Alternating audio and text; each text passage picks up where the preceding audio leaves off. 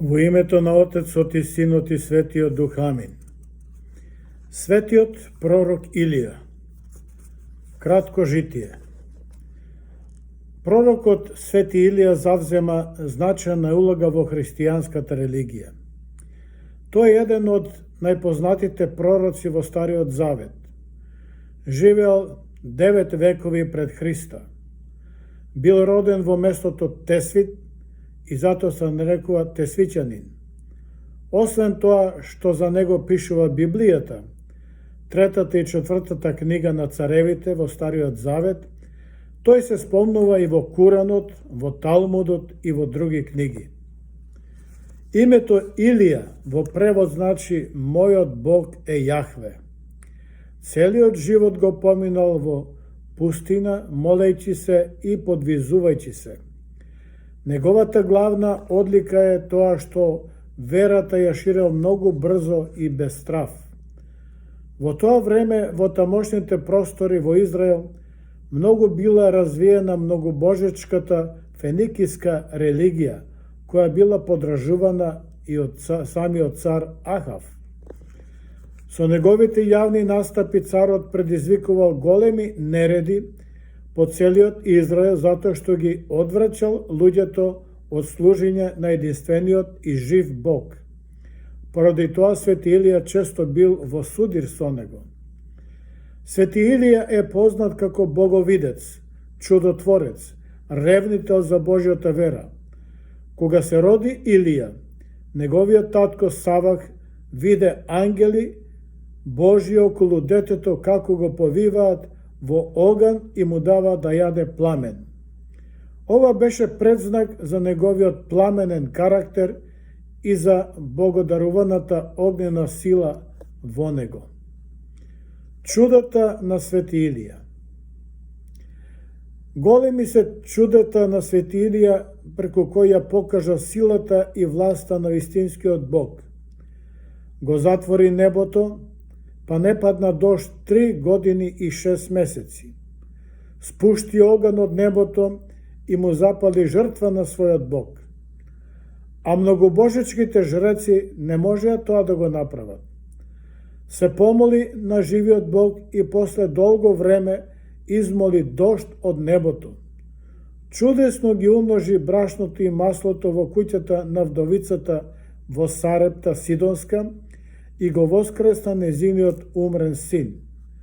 Му прорече на царот Ахав дека кучињата крвта ќе му ја лижат и на неговата жена ја завела и предскажа дека кучињата ќе ја изедат, што и се случи. И многу други чудеса изврши и настани предвиде.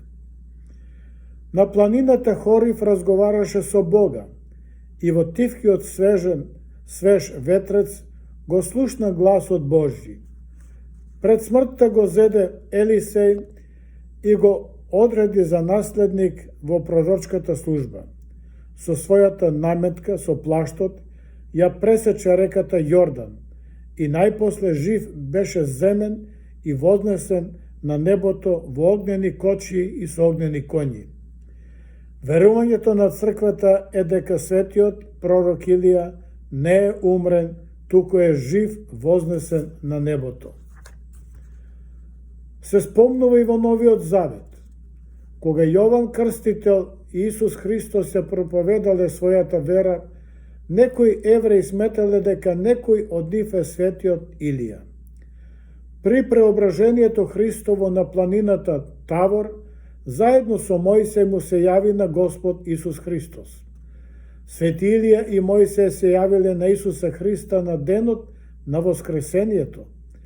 За последен пат Свети Илија се спомнува од страна на Исус Христос на крстот, кога оние пред крстот сметале дека го вика Илија за помош. Според Светото писмо на Новиот Завет, Откровение глава 11, а така пееме во неговиот тропар, пред свршетокот на светот, Свети Илија повторно ќе се јави за да ја сотре со силата на Антихристот. До денешен ден култот негов е раширен меѓу целиот христијански свет.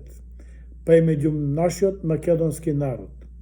Изградени се многу цркви и манастири во Македонија, а едно од нив е и нашата црква Свети пророк Илија во градот Мисисага во Онтарио, Канада.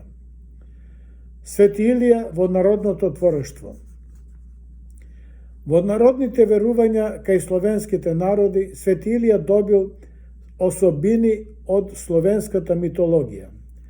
Бидејќи библиското предание вели дека се искачувал на небото во огнена кочија, старите словенски народи го поистоветувале Илија со врховниот бог Перун, во својство на Перун громовник.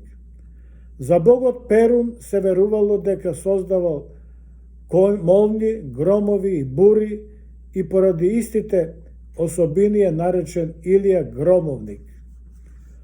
Оттаму за него се верува дека е тој пророкот кој пали и гаси на небото и на земјата.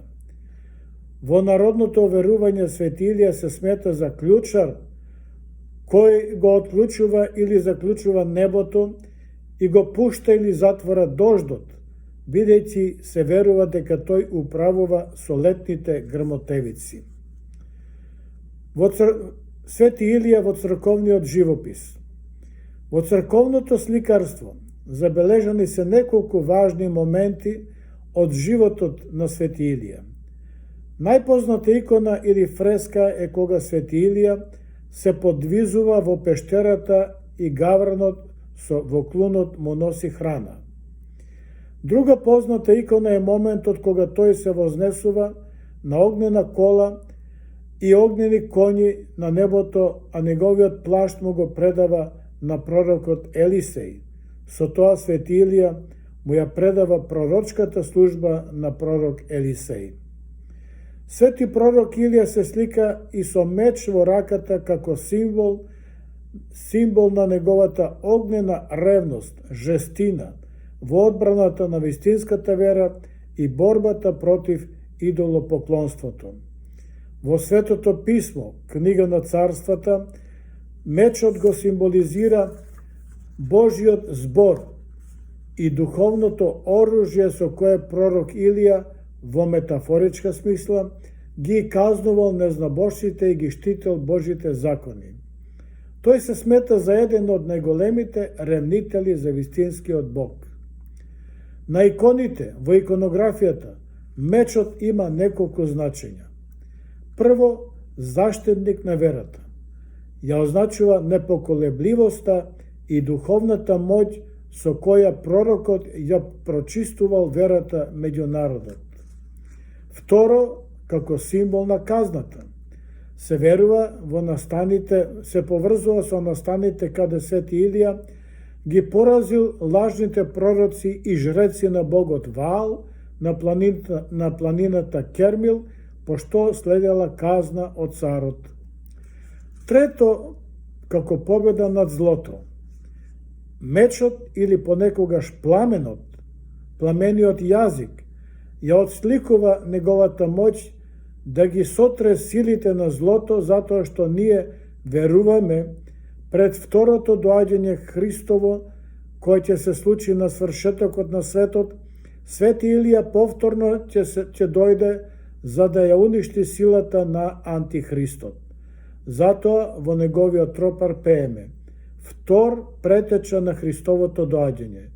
Првиот претеча беше Свети Јован Крстител, а вториот претеча ќе биде Свети пророк Илија. Еве го неговиот тропар. Ангел во тело, столб на пророците, втор претеча на Христовото доаѓање. Илија славен, откако му испрати благодат на Елисеј.